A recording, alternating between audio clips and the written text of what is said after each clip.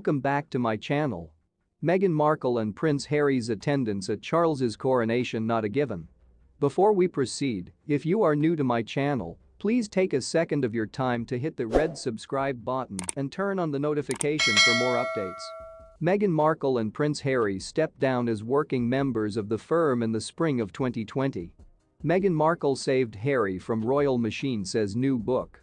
A royal expert has cautioned against taking for granted Meghan Markle and Prince Harry's attendance at King Charles's coronation.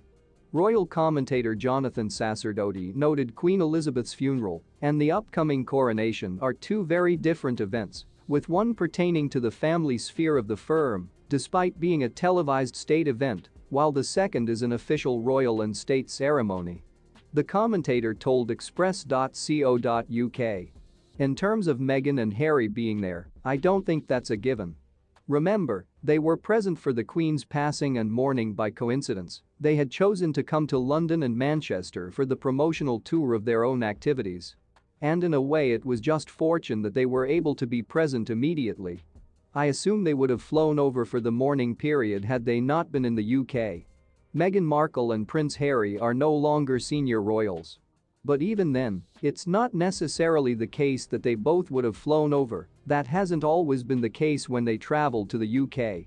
Prince Harry, who much like his wife is no longer a full-time working member of the firm and relocated to California in late March 2020, crossed the Atlantic alone in April last year for the funeral of Prince Philip, celebrated at St. George's Chapel. At the time, however, Meghan was heavily pregnant with her daughter Lilibet Lily Diana, who was born less than 2 months later.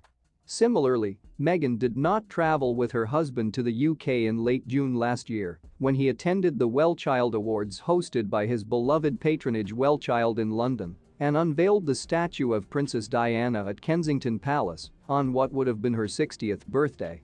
The Duchess of Sussex had given birth to Lily only 3 weeks prior and was on maternity leave.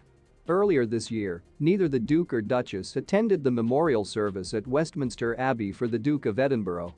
While no official reason was provided for their absence, it is believed it was linked to the Duke of Sussex's ongoing legal battle with the Home Office over his family's security when they are in the UK. Mr. Sacerdoti distinguished the funeral from the coronation as two very different events. He said, "The coronation is not the same as a funeral. I think to attend your grandmother's funeral is a family thing, although it was done very publicly.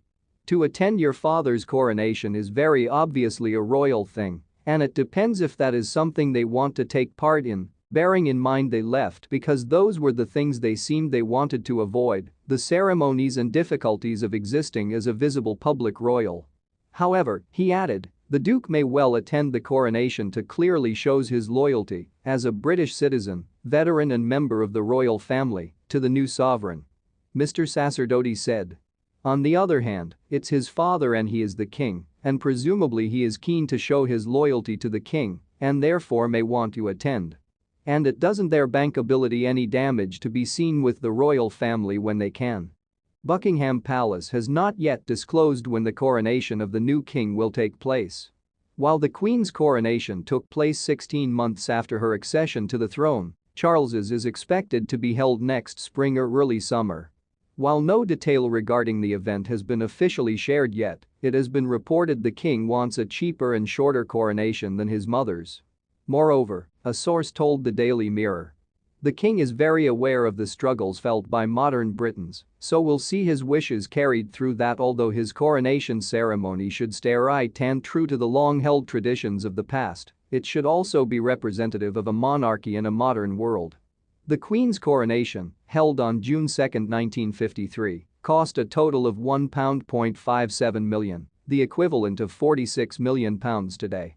King Charles is reportedly planning a coronation ceremony that will be less expensive than his mother's in recognition of the cost of living. Please inform us in the comments. Please do not overlook to subscribe and turn on the notification bell to see extra updates. Thanks for